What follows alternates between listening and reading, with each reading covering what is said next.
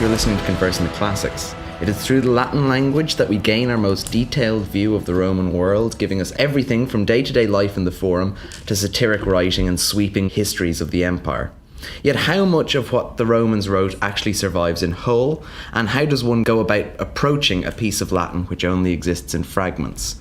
Joining me today to discuss Fragmentary Latin is Anna Chahoud, Professor of Latin at Trinity College Dublin. Professor Chahoud, thank you so much for joining me. Thank you, Oscar, for inviting me, and thank you for including this topic in your series, because it's certainly not central to anyone's curriculum, and for giving it such a wonderful title, Lost Latin. I'm all in favour of sound effects and alliteration. The Romans were very keen on that, so thank you very much. So, obviously, we get lots of writing in whole and in fragments, which we're going to talk about. How is it that some pieces of Latin end up only surviving in fragments? How is it that some artefacts survive whole and others survive in fragments, only bits? Ancient vases, modern vases, things from antiquity. In relation to texts, it's a process that we call the transmission, and the transmission of text, the conservation of objects, has rules. When a piece is no longer fashionable, no longer a piece of writing, no longer read, especially no longer read in school, why should you copy it? Why should you preserve something in a time when the publishing, inverted commas, of books was done by hand, when there's so much else that you need to make available? So there's a lot, especially from the early Republican period, but shall we say, from the entire BC time of Roman history, starting from the traditional starting date of literary Latin, 240 BC, all the way down to the age of Augustus. What is it that survives? We have Cicero, a lot of. We have the poetry of Catullus. We have, from the early Republic, the drama of Plautus and Terence. But there was so much else. There were genres that were being shaped at the time, while at the same time Rome was expanding into an empire. But then those beginnings, and there's a whole, beginnings are a trope as well, but that's for another conversation. Those initial acts of creation and shaping of a literary tradition were to some extent superseded in the so-called classical period. Classical as in the late Republic and the early Empire. So at some point in the imperial period, choices were made. And we keep reading Virgil, the Iliad, fantastic. Yeah. But do we still need to have the Annals of Rome by Quintus Ennius? If you think, how important is it to have the first national poem written in the Latin language in prestigious hexametrical form at the time of the peak of Roman conquest? That was an achievement. But then, who remembers Ennius after Virgil circulated the Iliad? Okay, in 200-300 years, what was pioneering, what was groundbreaking, what was, Father Ennius is the father of Roman literature, but Virgil ousted his role. And what we're left is with the memory of individual readers who say, hey, Ennius said that, and extracted a bit from the whole that they still had available in books in their libraries, and put those bits into those lines, those words, those phrases, or as we call them, those fragments, into their own work. And you said that. Yeah. So often, that's how it happens. So often, just to contextualise things a bit, fragmentary Latin is dealing with something that's not complete, but usually you'd only have sort of 3 or 4 lines of a piece. Usually you're luckier and you have 300 or 400 lines of a piece, but you may have 3 or 4 lines. You may have 3 or 4 words.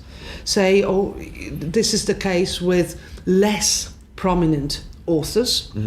Say, the new poets, the pre-new poets that we had at the turn of the 1st century BC, leading up to that movement that produced Catullus.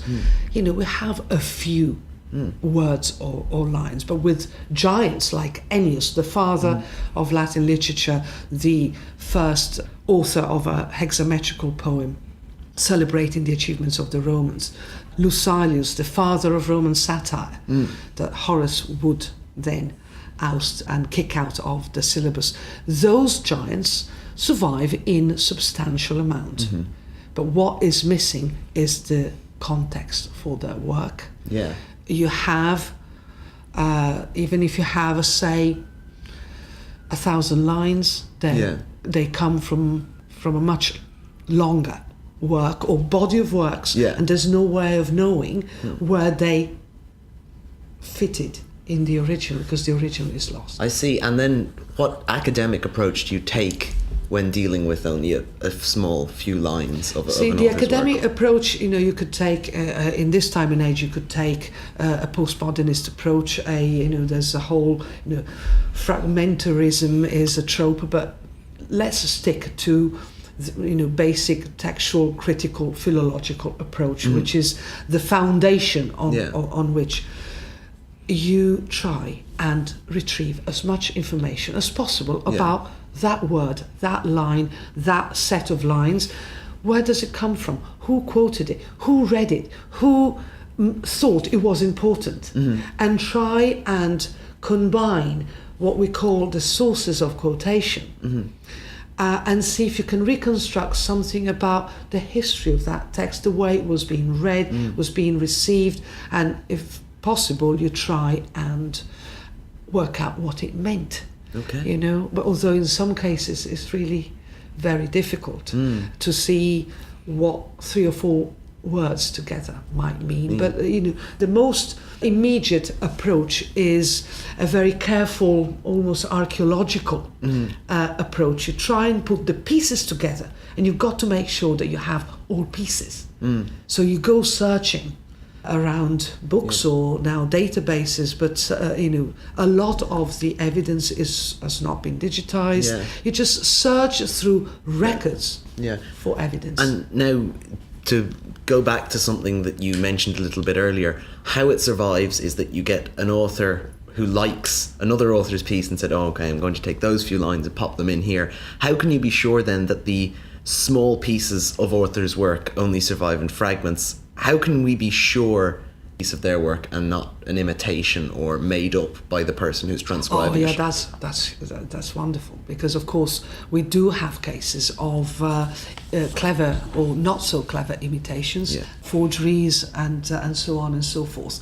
The best sort of criterion is the, shall we say, authority and credibility of the quoting source. So, for example, you have the great scholar Varro, contemporary of Cicero, who was much more learned than Cicero, although less striking a personality. He researched almost every area of Roman history and culture and literature, and we know from Varro that he knew what existed in his own time. He knew what was still fashionable or no longer fashionable in his own time, and he quotes from authors that have come down to us both in whole and in fragments, say the comedies of Plautus. And when you have the quotation from Plautus, you match it against what the manuscripts have transmitted to us, and there may be some variation, but hey, it is Plautus. Okay? We have different sources. One is the transmission of through manuscripts, the other is a scholar, contemporary or from antiquity, who says this is Plautus. For authors that do not survive whole, obviously the credibility of Varro has great weight. Varro says this is the first line in the Lucilius's collection of satires, and there were 21 books of them. Now you've got to have to be very skeptical to challenge that view, although skepticism and the challenging of received views also has to come into play. But you have to start somewhere, and you start from the word of reliable sources. Okay? Now, your research, and you've mentioned him a few times, deals with a writer, a satirical writer, if I'm correct, called Gaius Lucilius. Who was he? He was an extraordinary character, and by that I don't mean a nice one, larger than life. Okay. He was a free-born Roman from an equestrian family. We're talking 2nd century BC. And what is striking about him was that he turned down a career in politics, in administration. And this is the time of the Roman conquest of Greece, the time of the destruction of Carthage, the time of, Rome becoming that metropolis. He turned it all down. He said, you know what? I want to be a writer. And this is very new because, up to that point, all writers in Rome in the Latin language were professionals, as in people who had a patron, who sort of sponsored their work. And they may come from Greece, they may come from the provinces, they may come, they may be of a lower social class. It was unheard of that somebody who was intended for a career in the Senate would turn it down. Yeah. And very proudly, he stated that, I want to be a writer. That career is not for me. Yeah. And I want to be a writer of something that is not celebration of national achievements. I have my own topic. I am my own master, as it were. He was from southern Italy, so he had the wit of the Campanian. Yeah. We know that he was so famous and well liked that he was given a public funeral in Naples in 102 BC, and which is again extraordinary for a literary figure. His role in changing the picture of what Roman literature would become is immense. His work we do not have, except in Fragments, but it is a great influence that he had. And what are the main sources for his life? How do we know so much We about his career? We don't have a life of Lucilius or Lucilius in the way we have a life of Virgil, okay? But we have little narratives or references from Republican authors such as Varro. Cicero in particular was a great fan. Cicero loved Lucilius because Cicero was the master of freedom of speech. One could argue that Cicero died through his pursuing freedom of speech. Yeah. And this is what Lucilius did, advocated Roman libertas, the notion of freedom that also includes the freedom to speak out. This is what Lucilius or Lucilius, depending on your pronunciation, stood for. And Cicero is a great source, possibly the largest source of information on Lucilius's life from the Republican period. But there were still readers in late antiquity, for example, Jerome, in the age of the church fathers, centuries later, who still remember this author and gives us some indication about his birth and death. Okay, now what genre, or the work that we have remaining, what genre would that fit into?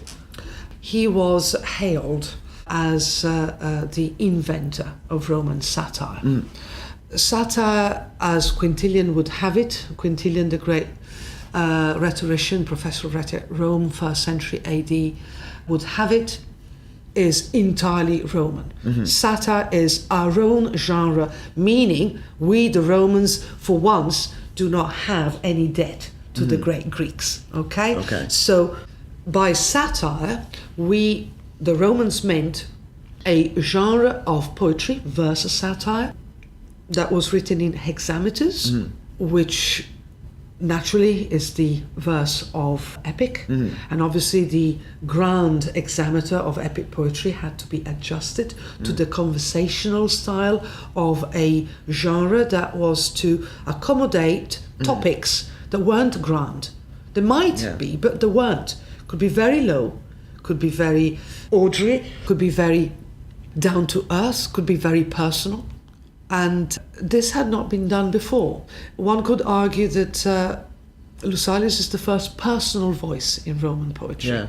Personally talks about his own experiences, and of course we, by talking about the literary persona that the author is, we're not talking about, an autobiographical reflection or rewriting of one's own life. Yeah. Although this is how Horace portrayed Lucilius, the one who put his own life into his poetry as one would paint a picture. Okay, it's a trope, of course. This is also, but the first personal voice, very assertive, very aggressive, very direct, and in that respect, and this is something that Horace also noted, there is some connection with the great tradition of comedy, the Aristophanic comedy of Greek democracy.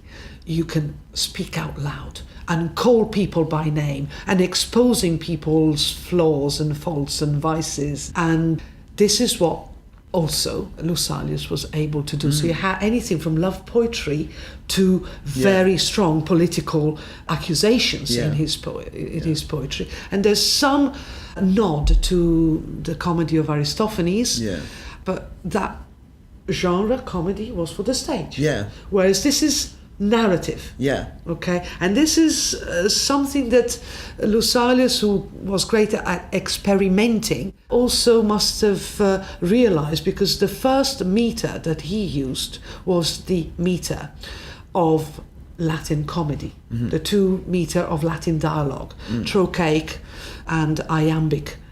And after some experimenting with those meters, he switched to the hexameter. Okay. How much of his work actually survives?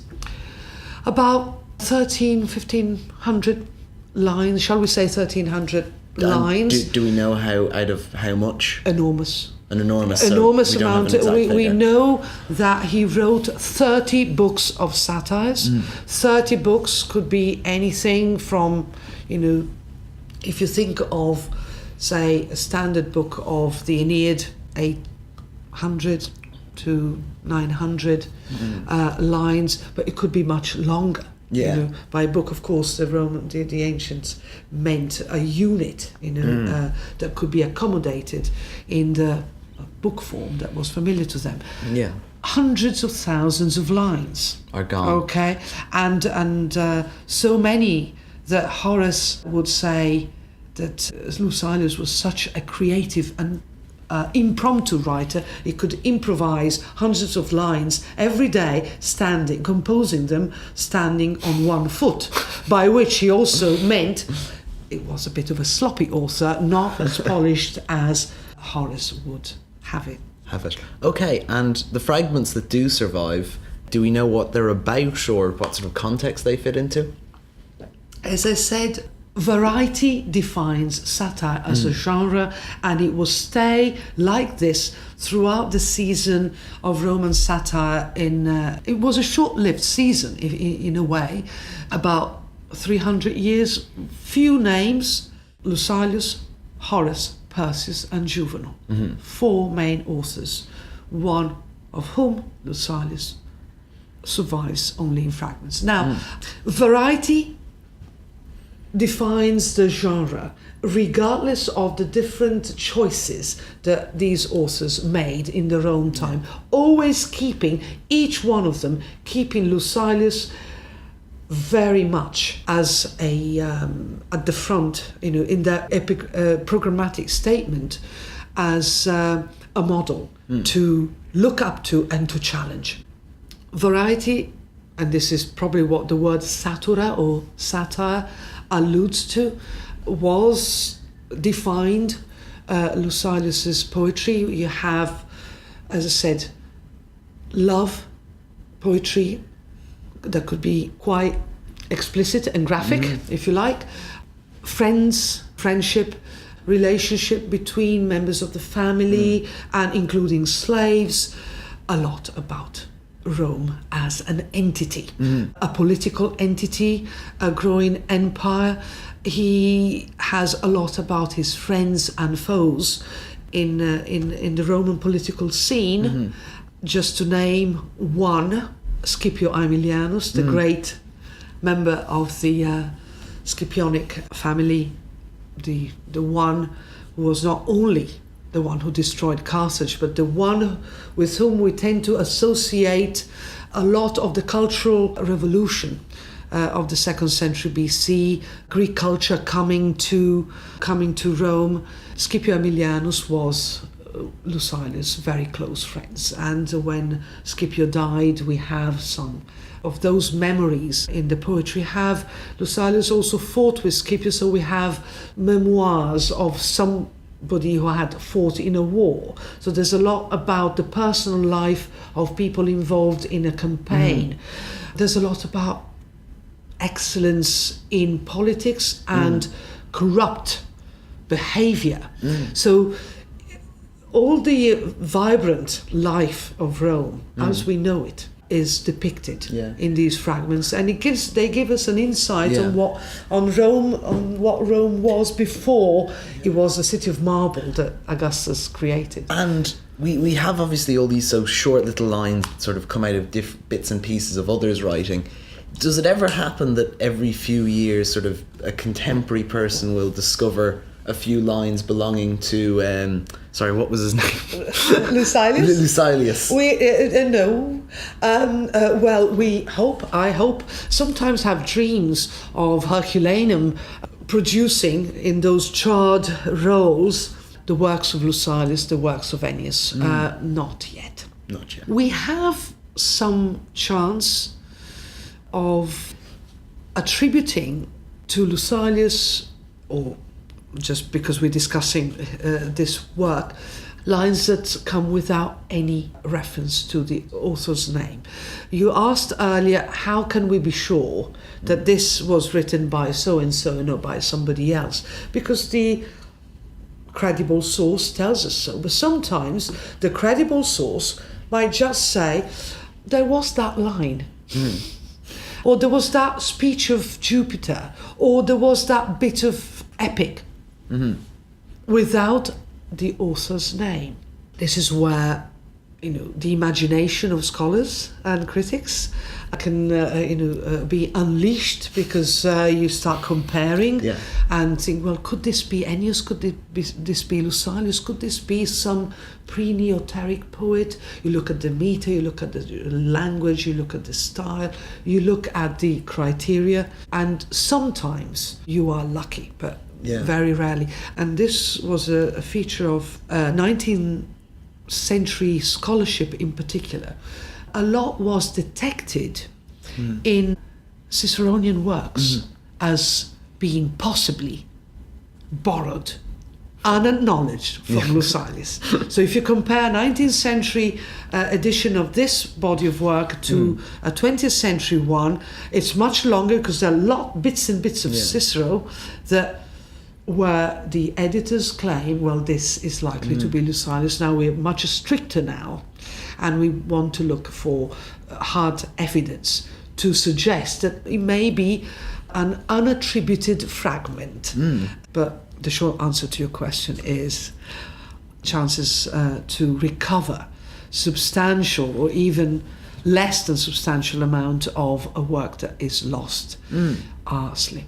Okay. Now, you mentioned earlier on that there are some sort of nods, or that he has taken a bit of inspiration from the very famous Greek comic playwright Aristophanes. Are there any other sort of major influences from the Greeks on his work, or even just to talk a little bit more about how Aristophanes influenced his work? Well, this is a huge topic that obviously cannot be discussed in a few minutes. It would be perhaps a bit tedious for you to hear, but in a nutshell, what was very innovative about this poetry is its format, the idea of something that was in a way hybrid, and hybridity is a point that features often in programmatic statement. That means that it could incorporate anything. From so-called plebeian speech to the works of Homer. So you have Homeric quotations, you have references to Euripides, references to New Greek comedy. The Greeks, you cannot, if you're a Roman at this point, and one could argue at any point, you cannot ignore the Greek literary tradition. There's so much older, so much wider, varied and established. And so there is a lot of there's early Greek poetry, the iambic poetry of Archilochus, for example. There are references to Greek tragedy, Euripides in particular, sometimes in a parodic form. Epic is an obvious model to be sort of appropriated and mocked. Yeah. So mock epic, starting from individual lines of Homer, for example, to entire scenes, as in Lucilius's first hexametrical book that was entitled The Council of the Gods. It's a satirical poem targeting a specific individual in the Roman Senate, but the framework is a divine assembly of Homeric ancestry, and it's a motif in epic poetry. So you have this combination of political satire, literary parody, and experimentalism with different linguistic registers. Okay, and that is what makes this poetry so varied, and at the same time so difficult to retrieve in terms of context, because it can switch from very grand to very low within one line. And what are the hopes of reconstructing even a sketch of an outline of a poem? You see, with epic or with tragedy, you have plots. So the tragedy of Ennius, Medea, okay, we don't have more than a few fragments, but we know the story of Medea. Whereas if you switch from a reference to a slave to one mention of much liked mistress or much despised old hags without teeth, you don't know what the context might have been. Very, very unexpected. Now, we couldn't talk about fragmentary Latin, and I'm sorry to push the satires aside just briefly, but we've picked such a big field to talk about in so little time. We really do need to push on. I'm very sorry. I took the opportunity. No, it's all right. So, we couldn't talk about fragmentary Latin without talking about the fragmentary speeches which survive from Cicero. What are these speeches about, and could you tell us a little bit more about this? Again, everything always comes back to Cicero, doesn't it? He created his persona and his role, and he won, and he still wins. We have 50 plus speeches of more than 80 lost speeches of fragmentary speeches of Cicero. What are they about? Read the wonderful book of Jane Crawford on this topic. We have a lot from the early period. My favourite would be the one against Claudius.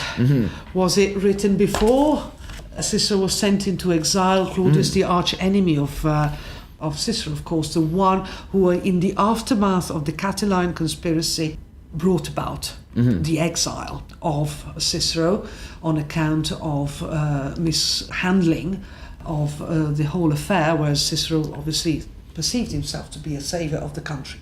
Was that written before or after the exile? Was it published and made publicly available or not? Does it reflect a personal sort of altercation between the two in the Senate?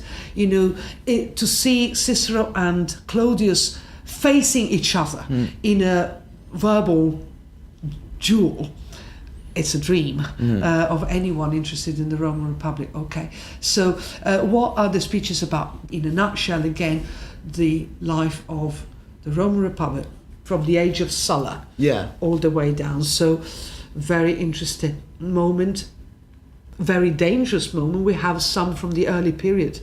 The first surviving one, the Proroscio Amerino, one of the earliest, that takes us back to the age of Sulla, speaks volume of the courage of this young orator. And the fragmentary speeches give us a bit more of an insight into that, and more variety. But if they're fragmentary, they're lost not because they were less interesting, but probably, at least this is one of the arguments, because Cicero didn't want them to be circulated. But Okay. that's a whole different area. Now, Okay. you said about 80 of his speeches only survive in fragment. Are there any of his speeches which we know about, but they don't survive at all? So we know they exist.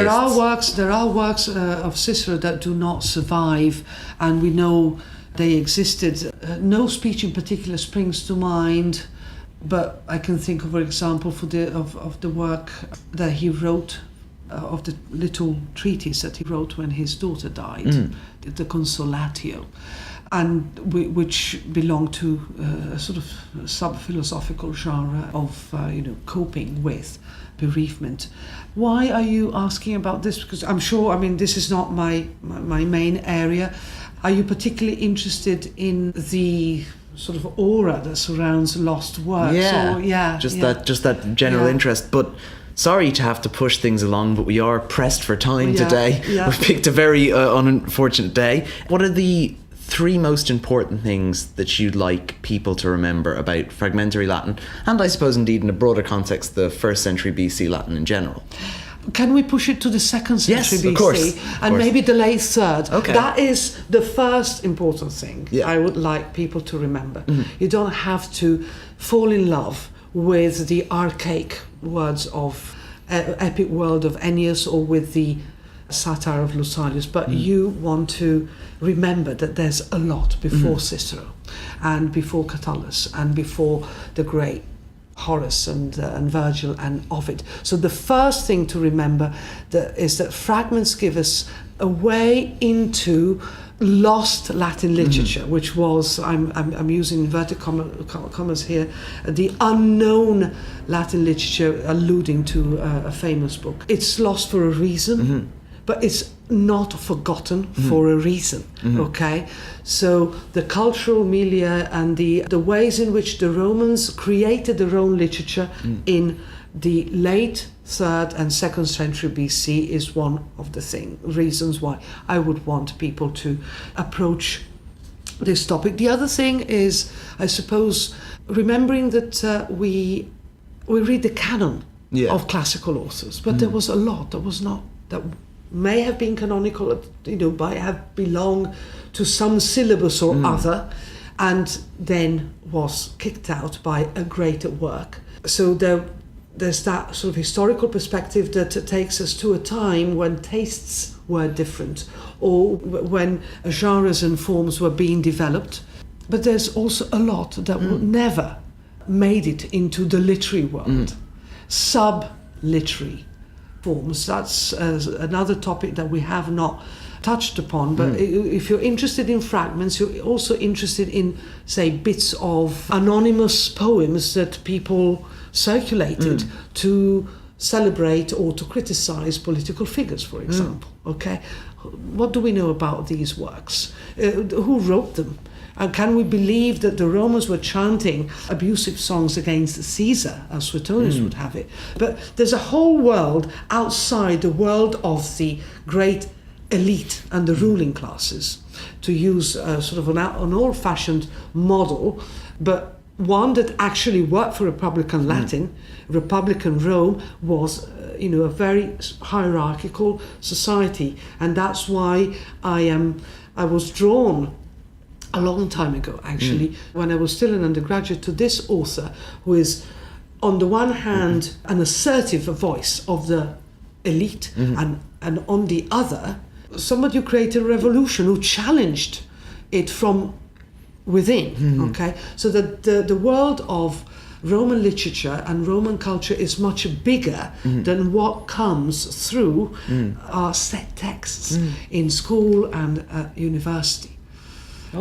Okay, that's perfect. That brings us nicely to the end of the podcast, and indeed to the end of this season of Conversing the Classics. So all that's left for me to do is to Give my great thanks to Professor Chahoud for joining me today and giving such a fantastic overview of the study of fragmentary Latin, and indeed to every other academic and PhD student who has joined me throughout the series. We won't be back until September of 2017 with Series 2, so until then, thank you very much for listening. If you enjoyed today's podcast and want to find out more or get involved with Classical Youth Society of Ireland, you can contact us via our social media pages on www.facebook.com/Classical Youth Society Ireland. You could follow us on Twitter at CYSI_, or for any direct inquiries you can email us cysiofficial@gmail.com. Today's podcast was edited by Michael Fuller. I hope you enjoyed, and I'll catch you all in the next season.